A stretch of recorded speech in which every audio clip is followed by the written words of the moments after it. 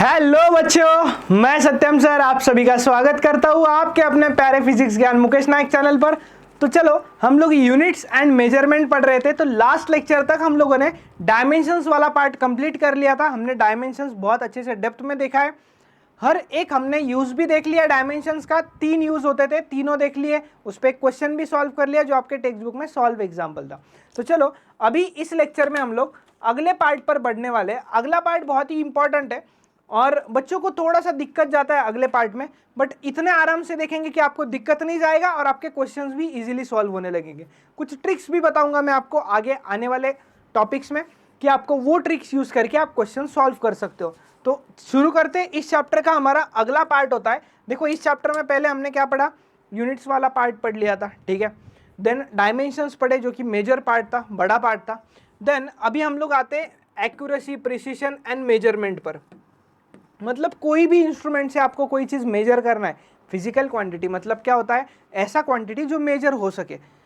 तो physical quantities को major करने में आपको एक्यूरेसी चाहिए। एक्यूरेसी तो वर्ड सुना होगा आप लोगों ने, कौन कितना एक्यूरेट है ये वर्ड सुना होगा। देन प्रिसीशन भी सुना होगा। दो वर्ड होते हैं, एक्यूरेसी और एक होता है प्रिसीशन। अभी वैसे देखा जाए तो दोनों वर्ड्स को बहुत लोग सेम मीनिंग लेते हैं, बट नहीं, अलग अलग है। एक्यूरेसी का मीनिंग अलग होता है और प्रिसीशन का मीनिंग अलग होता है। कैसे, वो देखो। एक्यूरेसी मतलब कितना वैल्यू आप एक्यूरेटली मेजर कर सकते हो। डेफिनेशन देख लेते पहले। एक्यूरेसी देखो, accuracy the ability of an instrument to measure the accurate value is known as accuracy. मतलब आप कितना एक्यूरेट वैल्यू मेजर कर सकते हो उसे हम लोग कहते हैं accuracy. Then in other words it is the closeness of the measured value to a standard or true value. बताता हूँ एग्जाम्पल। मान लो कि अगर कोई इंस्ट्रूमेंट है, फॉल्टी है, बट बहुत ज़्यादा उसमें फॉल्ट नहीं है, थोड़ा सा उसमें फॉल्ट आ रहा है, कोई चीज़ की वजह से आ रहा है, वो हमें नहीं पता किस चीज़ की वजह से आ रहा है। बट मान लो कोई ये मास है जो अगर आपको मेजर करना था, जो उसका ट्रू वैल्यू मतलब क्या, एक्चुअल वैल्यू ये था 57 kg। लेकिन मैंने 3 इंस्ट्रूमेंट्स लिए और तीनों इंस्ट्रूमेंट्स में अलग अलग रीडिंग मिला मुझे। Instrument 1, instrument 2, instrument 3। इंस्ट्रूमेंट 1 ने मुझे रीडिंग दिया 56.5 kg, इंस्ट्रूमेंट 2 ने मुझे रीडिंग दिया 57.9 kg और इंस्ट्रूमेंट 3 ने मुझे रीडिंग दिया 57.4 kg। ठीक है, ये मैंने कुछ रीडिंग्स ले लिए 3 इंस्ट्रूमेंट, जबकि तीनों भी इंस्ट्रूमेंट में प्रॉब्लम था, ठीक है। लेकिन क्या है ना, अभी मेरे पास उतने ही 3 इंस्ट्रूमेंट है वो मास मेजर करने के लिए, और कोई इंस्ट्रूमेंट नहीं है मेरे पास, तो कोई ऑप्शन भी नहीं होता है। तो हम लोग कैसे फिर, अभी एरर तो आया है, कैसे पता चला एरर आया, जब भी आपका मेजर्ड वैल्यू, ये सारे कैसे वैल्यूज है इंस्ट्रूमेंट पे मेजर किए हुए, इन्हें हम लोग मेजर्ड वैल्यू कहते हैं। जब भी आपका मेजर्ड वैल्यू ट्रू वैल्यू से थोड़ा सा दूर जाने लगे, डिफर करने लगे, तब हम लोग कहते हैं कि हमारे एक्सपेरिमेंट में एरर आ गया है, ठीक है। ठीक है, तो ये हुआ आपका ट्रू वैल्यू और मेजर्ड वैल्यू वाला कॉन्सेप्ट। अभी जितने भी वैल्यूज हमने मेजर किए, तीनों भी वैल्यूज ट्रू वैल्यू से बहुत दूर है, बहुत मतलब अच्छा खासा दूर है। तो हम लोग क्या करेंगे, एरर कैसे एलिमिनेट कर सकते हैं इसमें, तो इसे हम लोग आगे देखेंगे क्वेश्चंस के फॉर्म में भी। लेकिन हाँ, कौन ज्यादा एक्यूरेट है, ये मेरा क्वेश्चन है अभी आपके लिए। कौन ज्यादा एक्यूरेट होगा बताइए, सोचिए सोचिए मेरे भाई, जल्दी से सोचिए, कमेंट कीजिए, कौन ज्यादा एक्यूरेट होगा। यस, करेक्ट है, थर्ड वाला ज़्यादा एक्यूरेट होगा। क्योंकि देखो ये कितना दूर है उससे, ये 0.5 दूर है, ये कितना दूर है 0.9 दूर है, और ज़्यादा दूर है, और ये कितना 0.4 दूरी है उसकी ओरिजिनल ट्रू वैल्यू से। तो जो ज़्यादा क्लोज है उसे मैं यहाँ पे मोर एक्यूरेट कहूँगा, मैं मोस्ट एक्यूरेट नहीं कह रहा हूँ। क्योंकि अगर ये 57.1 या 57.2 होता तो मैं कहता कि हाँ ट्रू वैल्यू के ऑलमोस्ट करीब है, बट ये ऐसा नहीं है, तो इसे मैं मोर एक्यूरेट कह सकता हूँ। तो ये हुआ हमारा एक्यूरेट। प्रिसीशन क्या होता है, the closeness of 2 or more measurements to each other known as the precision of a substance। precision मतलब, मान लो आपके पास स्केल होता है ना, जिससे आप लाइन मारते हो, लाइन ड्रॉ करते हो, ठीक है, स्केल। वो स्केल आप जो यूज किया जाता है, वो स्केल पे ऐसे नंबरिंग होता है। हाँ, ये 0 से स्टार्ट हो रहा है, मान लो 1 2 3 4 5, 1 2 3 4, ये 1, 1 2 3 4, ये 5, 1 2 3 4, ये फिर 1, मतलब ये होता है 0, ये हुआ 1 सेंटीमीटर, ये हुआ 2 सेंटीमीटर। मुझे बताओ इससे आप कम से कम कितना मेजर कर सकते हो, मिनिमम से मिनिमम। और ये स्केल जो है ना, ये सेंटीमीटर में होता है। ये स्केल आपके पास अभी भी होगा, घर पे भी होगा, आप देख सकते हो इस स्केल को। मुझे बताओ इस पे आप मिनिमम से मिनिमम कितना वैल्यू मेजर कर सकते हो? यस, बताओ जल्दी से कम, मैंने बता दिया, कम से कम वैल्यू मेजर करके बताओ भाई इससे। कम से कम मतलब ये यहाँ से यहाँ तक का, मतलब 0.1 सेंटीमीटर, बराबर है। अभी ध्यान देना, इसमें बहुत बच्चों को प्रॉब्लम आता है प्रिसीशन में। एक्चुअली इसे हम लोग लीस्ट काउंट भी कह सकते हैं। सर ये क्या चीज़ है? वैसे आपको सिलेबस में है नहीं vernier calliper screw gauge, but याद रखिए लीस्ट काउंट मतलब ऐसा चीज़ जो वो इंस्ट्रूमेंट कम से कम मेजर कर सकता है, जो कम से कम छोटी से छोटी वैल्यू मेजर की जा सकती है, उसे लीस्ट काउंट कहते हैं। अभी ये 0.1 सेंटीमीटर कम से कम मेजर कर सकता है, बराबर। मैंने आपको बोल दिया कि आप 2.2 सेंटीमीटर निकालो, एक लाइन ड्रॉ करो जिसका लेंथ कितना होगा, 2.2 सेंटीमीटर। अच्छा, तो आप एग्जैक्ट ड्रॉ कर सकते हो क्या? ऑब्वियसली कर सकते हो, क्योंकि 0.1 के ऐसे 22 लाइन, मतलब 2 तक आ गए और फिर 2 तक आने के बाद आगे फिर 2 लाइन खींच दो, तो ये 2.2 सेंटीमीटर हो गया। लेकिन क्या हुआ, आप यहीं तक आ पाए 2 तक, आपको लगा कि नहीं यार थोड़ा और आगे लेके जाऊंगा, लाइन को ड्रॉ करूंगा तो गलती हो जाएगी मेरे से, तो आपने 2 पे आके रोक दिया, ठीक है। देन मैंने वही स्केल लिया और मुझे लगा कि नहीं मैं कर सकता हूँ ड्रॉ, तो मैं 2.1 तक गया और फिर मैंने कहा कि 2.2 तक जाऊंगा तो नहीं भाई गलत हो सकता है, तो यही रुक जाते हैं। और तीसरा कोई बंदा था, तीसरा कोई पर्सन था, उसने क्या किया, 2.2 पर आके रुक गया वो, बराबर। मुझे बताओ तीनों के पास सेम इंस्ट्रूमेंट था, कौन ज्यादा प्रिसाइज था, आप, मैं, या वो तीसरा पर्सन? यस, ऑब्वियसली वो तीसरा पर्सन ज्यादा प्रिसाइज था। क्यों? क्योंकि उसने इंस्ट्रूमेंट का अच्छा यूज किया, क्योंकि आपको उतना वो ड्रॉ कर सकता था, हम भी कर सकते थे, बट हमने नहीं किया यूज, तो वो पर्सन ज्यादा प्रिसाइज था। तो इसी चीज को हम लोग कहते हैं प्रिसीशन। क्लियर हुआ आपको? एक्यूरेसी मतलब क्या, जो ट्रू वैल्यू होता है उस वैल्यू के आप कितना करीब जा सकते हो उसे आप लोग कहते हो एक्यूरेसी। देन प्रिसीशन मतलब आप इंस्ट्रूमेंट से कितना कम से कम मेजर, लीस्ट काउंट का यूज कितना अच्छे से करते हो, उसे हम लोग कहते हैं प्रिसीशन। प्रिसीशन का और एक एग्जांपल अगर आपको देना चाहूं,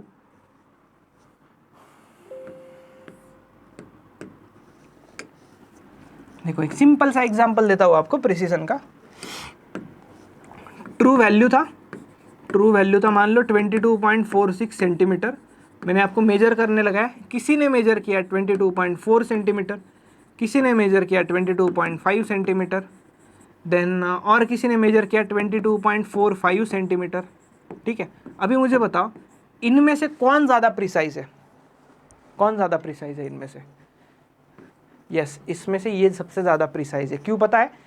इंस्ट्रूमेंट का अगर लिस्ट काउंट आपका 0.01 सेंटीमीटर है, मतलब आप इंस्ट्रूमेंट से अगर पॉइंट के बाद 2 डेसिमल तक की चीज़ें नाप सकते हो, तो आप ये डिस्टेंस भी मेजर कर सकते थे। तो इसने 22.4 मतलब लिस्ट काउंट कहाँ तक यूज़ किया, 0.1 तक यूज़, इसने भी 0.1 तक ही यूज़ किया, लेकिन इसने यूज़ भी किया और ये इस वैल्यू के पास भी गया, तो वो थर्ड वाला पर्सन ज़्यादा प्रिसाइज था।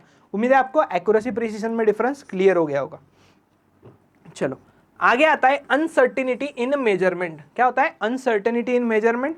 मतलब जब भी कोई चीज़ का हम लोग मेजरमेंट करते हैं तो उसमें अनसर्टिनिटी आता है, मतलब चीज़ें होती है, गड़बड़ हो जाती है कुछ। तो क्या होता है देखो, all the measurements have a certain degree of uncertainty regardless of their precision and accuracy. This is because two factors, the limitation of the measuring instrument. मतलब एरर जो आ रहा है हमारे मेजरमेंट में वो किस वजह से आ रहा है? इंस्ट्रूमेंट के वजह से हो सकता है, ह्यूमंस के वजह से हो सकता है। तो अभी देखो प्रिसीशन और एक्यूरेसी ये तो क्लियर हो गया। अनसर्टेनिटी मतलब all the measurement have certain degree of uncertainty, मतलब अगर मान लो मैंने एक्यूरेटली मेजर करने का बहुत ट्राई किया, प्रिसाइज होने का भी बहुत ट्राई किया, बट यार इंस्ट्रूमेंट में ही गड़बड़ निकला, तो उसमें मेरी क्या गलती है? जैसे मैंने वो मास वाला बताया, मेरी थोड़ी ना गलती है इसमें। Then the limitation of measuring instrument called systematic error and the skill of experimenter doing measurement called random error. मतलब एरर के टाइप पे जाएंगे। एरर मतलब क्या होता है? गड़बड़ हो जाना, गलती हो जाना वैल्यूज मेजर करने में, उसे हम लोग कहते हैं एरर। तो ये तीनों चीजें क्लियर है आप लोगों को? देन आगे बढ़ते हैं अभी हम लोग एरर्स इन मेजरमेंट। क्या कहेंगे अभी हम लोग? Errors in measurement. अभी ये जो एरर्स है मेजरमेंट में, ये एरर्स बहुत इंपॉर्टेंट है। Just a second.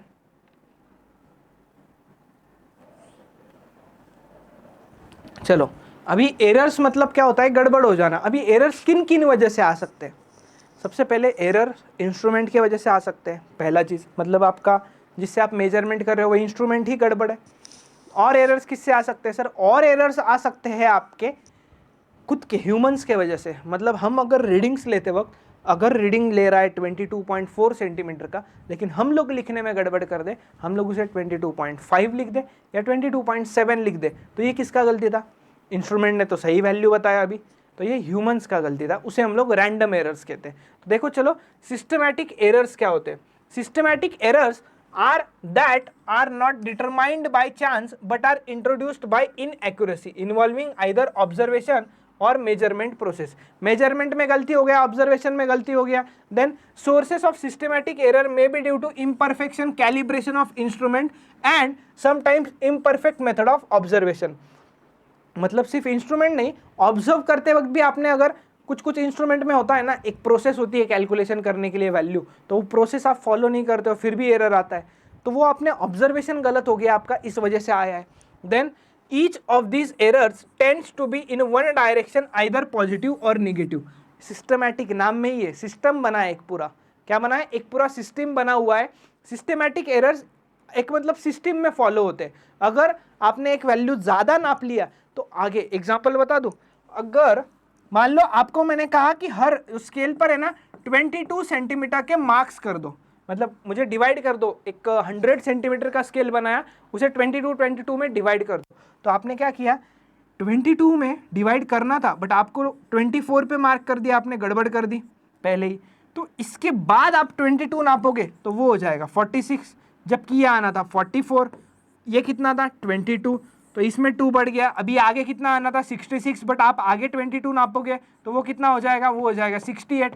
मतलब मुझे बताओ, एरर एक सिस्टम फॉलो कर रहा है, सिस्टमैटिक एरर से, क्योंकि आपका एक बार एक गलती हो गया ना मेजरमेंट लेने में, तो आगे वो गलती सिस्टम फॉलो करेगा, उतना ही एरर आता जाएगा। इसमें 2 का एरर है, इसमें भी 2 का एरर है, इसमें भी 2 का एरर है, तो इसे हम लोग कहते हैं सिस्टमैटिक एरर्स। क्या कहते हैं? Systematic errors. चलो next, the sources of systematic errors. Systematic errors के क्या क्या सोर्सेस हो सकते हैं, मतलब कहाँ से अराइज होते हैं, ये गड़बड़ हुई कहाँ से, ये हमें जानना है। तो हम लोग कहते हैं उसे the sources of systematic errors. जैसे कि पहला सोर्स होता है इंस्ट्रूमेंटल एरर्स। इंस्ट्रूमेंटल एरर मतलब क्या? इंस्ट्रूमेंट में गड़बड़ हो जाना, इसे हम लोग कहते हैं इंस्ट्रूमेंटल एरर्स। देखो, this type of error arises due to defective calibration of an instrument. मतलब इंस्ट्रूमेंट का कैलिब्रेशन डिफेक्टिव, कैलिब्रेशन मतलब मेजरमेंट, जो हम लोग कैलिब्रेशन करेंगे इंस्ट्रूमेंट का, वो डिफेक्टिव अगर हमने कर दिया, डिफेक्टिव था इंस्ट्रूमेंट, तो फॉर एग्जाम्पल, एक एग्जाम्पल बताता हूँ आपको, an incorrect zeroing of an instrument will lead to such kind of error, thermometer और not graduated at proper place. मतलब क्या, पहले कुछ इंस्ट्रूमेंट्स आते थे, अभी तो बहुत ऑटोमेशन टेक्नोलॉजी एडवांस हो चुकी है, पहले कुछ ऐसे इंस्ट्रूमेंट्स आते थे जहाँ पे जो निडल होता है ना, निडल मतलब क्या, जो काटा तो काटा मेजरमेंट सा, तो वो मेजरमेंट तो देता था, बट फिर आपको उसको, मान लो ऐसे आपको मेजरमेंट लेना है और ये ऐसे वैल्यूज कैलिब्रेटेड है यहाँ पर, तो आपको वो जो यहाँ पे एक काटा होता था वो ऐसे घूमता रहता था, तो वो आपको रीडिंग दिखाता था। बट पुराने इंस्ट्रूमेंट्स में क्या होता था, वो अगर यहाँ पे रीडिंग दिखा दिया तो ठीक है, आपको हाथ से इसे 0 पे लाना पड़ता था अगले रीडिंग लेने से पहले। तो मान लो आपने उसे हाथ से 0 पर लाने के बजाय इधर रख दिया, इधर रख दिया, मतलब आपने थोड़ा सा एरर कर दिया, तो इंस्ट्रूमेंट तो गड़बड़ी करेगा ना भाई। तूने ठीक से नहीं सॉल्व किया, तूने ठीक से कैलिब्रेट नहीं किया, तो वो गड़बड़ी देगा आपको। ये एक मतलब सोर्स हुआ। The pointer of weighing table, weighing balance in the laboratory already indicating some value instead of showing 0 when no load is kept on it. ये सबसे इसका सिंपल एग्जांपल बताता हूँ आपको। क्या होता है पता है इसका एग्जांपल? अगर गाड़ी बहुत पुरानी हो गई है, या आपका जो स्पीडोमीटर होता है गाड़ी का, उसमें अगर पानी वगैरह चला गया है कभी, तो उसमें होता है कभी कि वो 0 पे नहीं होता है, आपका जो काटा होता है ना निडल, वो 0 पे नहीं होता है, कभी कभी 10 पे ही रुका हुआ होता है, और जब आप गाड़ी चलाने लगते हो तो वो 10 से चालू होता है। मतलब जब वो 20 बता रहा है तो एक्चुअल आपका स्पीड 10 का ही है ना, क्योंकि 10 तो वो ऑलरेडी बता रहा था। तो इसका मतलब गड़बड़ हो गया। आप सोचोगे 20 के स्पीड से चला रहे हो, तब की गाड़ी 10 की स्पीड से चलेगी, मोए मोए हो जाएगा ना भाई। चलो, error due to imperfection in experimental technique. अगर आपको एक्सपेरिमेंटल टेक्निक नहीं पता है, मतलब इंस्ट्रूमेंट को मेजर कैसे करना है, इंस्ट्रूमेंट्स के सेटिंग्स होते हैं, उस सेटिंग्स कैसे हैंडल करने, ये अगर आपको नहीं पता है, तो आपको गड़बड़ हो सकती है, एरर आ सकता है। देखो, this is an error due to defective setting of an instrument. For example, measured volume of a liquid in a graduated tube will be inaccurate if the tube is not held vertical. मतलब मैंने क्या कहा, एक tube है, उसमें कितना volume है liquid का, ये अगर आपको मेजर करना है, उस ट्यूब पे आपको मार्किंग्स दी हुई है, तो उन मार्किंग्स के अकॉर्डिंग आपको वैल्यूज लेने हैं। बट आपने वो ट्यूब ऐसे ना पकड़ते हुए आपने उस ट्यूब को टिल्टेड पकड़ा। टिल्टेड पकड़ा मतलब क्या कर दिया आपने, ऐसे टेढ़ा पकड़ लिया उसको, तो क्या होगा, रीडिंग अलग मिलेगा आपको ऑब्वियसली। तो ये रीडिंग अलग मिलेगा, तो आपने गलती की उसे पकड़ने में इंस्ट्रूमेंट में, इस वजह से रीडिंग गलत आया, आपने गलत रीडिंग नोट किया और आगे एरर आ गया आपके कैलकुलेशन में। तो इस चीज़ को भी हम लोग कहते हैं सिस्टमैटिक एरर, सिस्टमैटिक एरर्स का क्या सोर्स होता है, ठीक है। Then personal error. पर्सनल मतलब अपना खुद का नहीं भाई, देखो होता क्या है पर्सनल एरर मतलब, such errors are introduced due to fault of the observer. मतलब कभी कभी इंस्ट्रूमेंट में भी गलती नहीं होती, आपने 0 भी अच्छे से सेट कर रखा है, बट कभी वैल्यू अगर मान लो 40 है और आपने गलती से 50 रीड कर लिया, दिखा नहीं आपको, तो ये गड़बड़ हो सकता है। For example, while measuring the length of an object with a ruler scale आपका, it is necessary to look at the ruler directly from the above. मतलब जो स्केल होता है ना, स्केल से जब डिस्टेंसेस मेजर करने बोलते हैं तो ऊपर से देखना पड़ेगा स्केल को। आप अगर क्रॉस देखोगे तो आपको हर बार वो अलग अलग, मतलब आपको गलत रीडिंग ही पता चलेगी, करेक्ट है ना। तो वो गलत रीडिंग पता नहीं चलना है, इसलिए आपको मेजरमेंट अच्छे से करना है, ठीक है। उसे हम लोग कहते हैं पर्सनल एरर, ठीक है। If the observer look at it from an angle the measured length will be wrong due to parallax. Parallax क्या है, याद आया वो? पैरेलैक्स मतलब क्या होता है, ऑब्जेक्ट के पोजीशन में चेंज होना। ऑब्जर्वर के पोजीशन में चेंज हो गया तो ऑब्जेक्ट का पोजीशन भी चेंज हो जाता है, ठीक है। ध्यान देना, आप अगर स्केल है, उस स्केल को आपको ऐसे ऊपर से सीधा रीड करना होगा, लेकिन अगर आप ऐसे रीड करोगे तो आपको अगर 4.1 सेंटीमीटर नापना है तो आपको वो 4.2 भी दिख सकता है, हो सकती है गड़बड़, ट्राई करके देखना। वो भी एरर्स होते हैं, उसे हमें पर्सनल एरर कहते हैं, और उसे हम लोग ड्यू टू पैरेलैक्स, एरर आया किस वजह से, पैरेलैक्स की वजह से एरर आया, ऐसा हम लोग उसे कहते हैं। चलो आगे बढ़ते हैं। अभी हम लोग अगला एरर होता है रैंडम एरर। रैंडम मतलब क्या, रैंडम मतलब कुछ भी हो सकता है, ठीक है। देखो जैसे कि example, random error is a type of error that is random in nature. Random errors affect the precision of the observer in measurement. मतलब क्या, रैंडम मतलब नेचर की वजह से आता है। सर एग्जांपल बताओगे कोई? हाँ बताता हूँ एग्जांपल।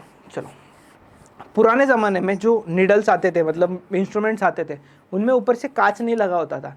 वो जो कांटा होता है ना, जो आपको मेजरमेंट देता है, तो वो कभी कभी हवा से भी वाइबल होता था।